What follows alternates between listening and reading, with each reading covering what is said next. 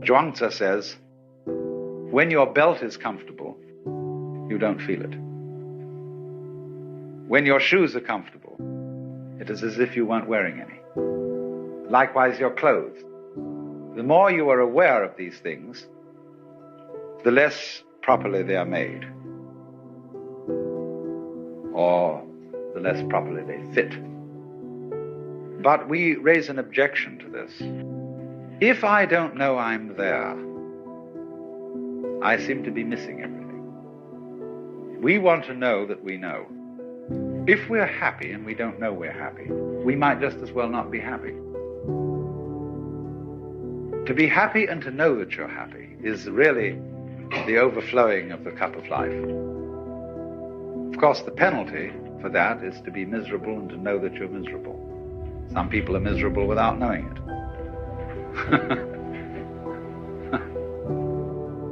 But, you know my limerick, there was a young man who said, though it seems that I know, what I would like to see is the I that knows me when I know that I know that I know.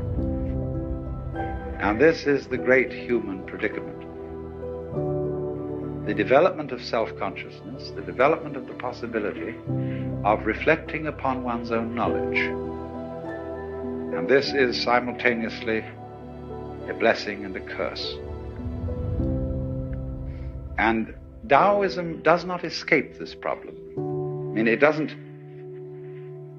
avoid this problem, it deals with it. But it doesn't deal with it obviously. So we get back to this fundamental verse about the nature of De. What is highly virtuous is a virtue that is not conscious of itself as virtue. The moment it's conscious of itself as such, you see, it fails. So in this way, we love to see a child dancing all by itself, lost in the dance and not performing for an audience. And we say, oh, if only I could dance like that. If only I could become like a child again, innocent. But then soon we know when parents notice how beautifully a child dances, and they all approve of it and say to this child, dance for us. The child begins to lose this power. And it puts on airs, it knows it's noticed. And we don't like that. We say, that's affectation, that's showing off, that's phony. What we want you to do is to dance as if you had no audience, not even yourself. Which of course puts the child in a double bind, because it says to the child, we require you to do something that will be acceptable only if you do it as if it wasn't required. We do that all the time to our children and to each other. You must love me. After all, you promised to do so when we got married, didn't you? So, this is the difficulty. But somehow, a very great artist, in the maturity of his life, somehow is able, at least to give the impression that he does what he does without playing to the gallery, without self-consciousness. It seems perfectly natural. So how does he get there?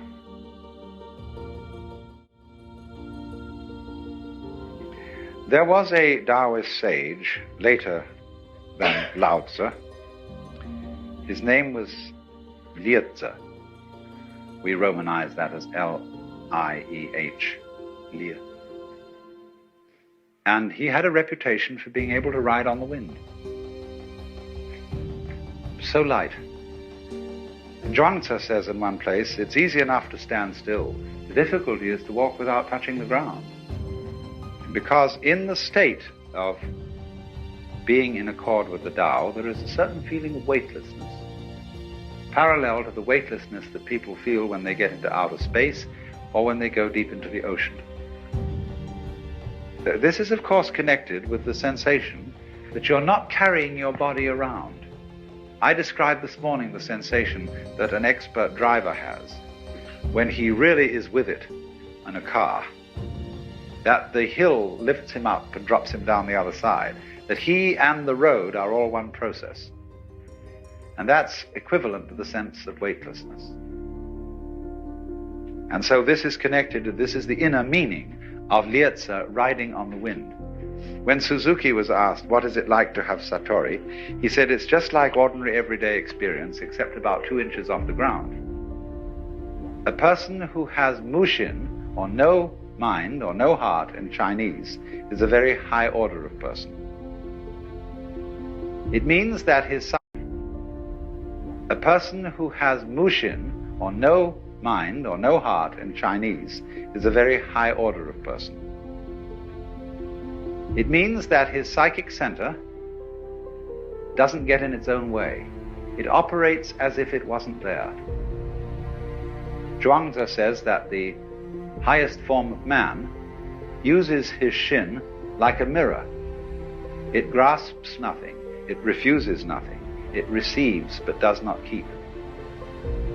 And the poem says, when the geese fly over the water, and they are reflected in the water, that the geese do not intend to cast their reflection, and the water has no mind to retain their image. So, when the human being developed the power to be aware of himself, to know that he knows, in other words, when the cortex was formed over the original brain, he fell from grace. That was the fall of man. Because when he felt, he had the sensation of being in charge, of being in control of himself, and you can only have that sensation when you are aware of what you're doing, he got anxious. Am I aware enough of myself? Have I taken enough factors into consideration? Have I done all that should be done? And then he started trembling.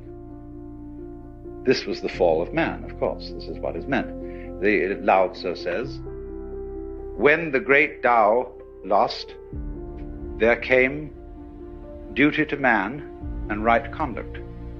In other words, nobody talks about how you ought to behave unless things have gone radically wrong. There wouldn't be any conception of faithful ministers of the state unless there were a lot of lousy politicians around. No one would talk about filial piety unless there were wayward sons and daughters.